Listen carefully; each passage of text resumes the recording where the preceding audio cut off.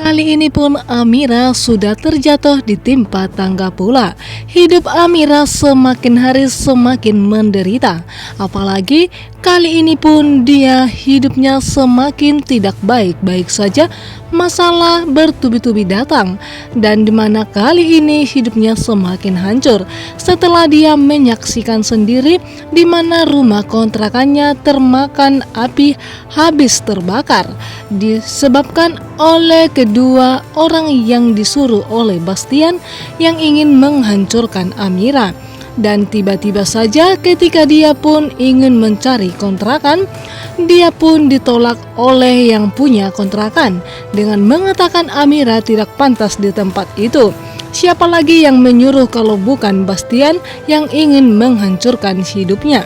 Sementara itu di mana Aksa yang tersenggol oleh kereta, dia pun tiba-tiba saja jatuh dan terbentur kepalanya ke batu. Dimana ketika Aksa pun nantinya akan sadar, dia akan mengingat semuanya apa yang telah terjadi di masa lalu. Dia memang kebetulan pergi piknik bersama dengan Amira naik bus, dan disitulah terjadi kebakaran di bus itu. Dari situ dia kehilangan Amira dan juga bayi kembar mereka. Dan ketika Aksa pun telah mengingat semuanya, dia begitu sangat marah kepada Talita sehingga dia pulang ke rumah dengan buru-buru dan penuh dengan emosi. Di sini pun tatapan Talita begitu sangat menakutkan kepada Aksa. Dia begitu sangat takut melihat Aksa yang sudah sangat murka kepada dirinya.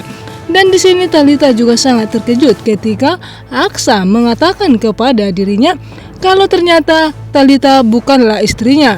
Yang istrinya adalah Amira dan anak kembarnya. Di sini pun Talita tidak bisa berkata-kata lagi, dia terbungkam dan terdiam. Pada akhirnya pun Amira dan juga Aksa akan bersatu kembali. Dan di sini pun Aksa memutuskan untuk mencari Amira dan juga Dirga. Talita yang ingin mencoba menahan Aksa dan menjelaskan semuanya, namun kita tahu betul Aksa begitu sangat mencintai Amira dan juga anak-anak mereka. Di mana andalan Talita kali ini adalah Bastian Rahardian. Dan dia pun langsung menghubungi Bastian, dan Bastian juga sangat terkejut ketika dia mendapat kabar dari Talita kalau ternyata Aksa sudah mendapatkan ingatannya kembali. Di sini Aksa merasa menyesali semua perbuatannya kepada Amira dan juga Dirga, yang dimana waktu di rumah sakit dia tidak mengakui Amira terutama Dirga sebagai putranya. Dia merasa bersalah sehingga dia pun tanpa sengaja menabrak seseorang, yang dimana itu Bu Yuni yang dilemparkan oleh para preman itu di tengah jalan. Apakah nantinya Aksa akan bisa menolong Bu Yuni karena dia begitu sangat ingin bertemu dengan Amira dan meminta maaf kepada Amira atas perbuatannya selama ini dan kelalaiannya bahkan kehilangan ingatannya. Dan untung saja di mana detik-detik berikutnya Aksa akhirnya bertemu dengan Amira, yang dimana Amira dan juga Dirga yang tidak punya rumah lagi. Aksa begitu sangat tersayat hatinya ketika melihat orang yang dia cintai tidur di teras orang pakai ambal atau pakai kardus. Dia pun menyesal semuanya. Namun nasi sudah menjadi bubur.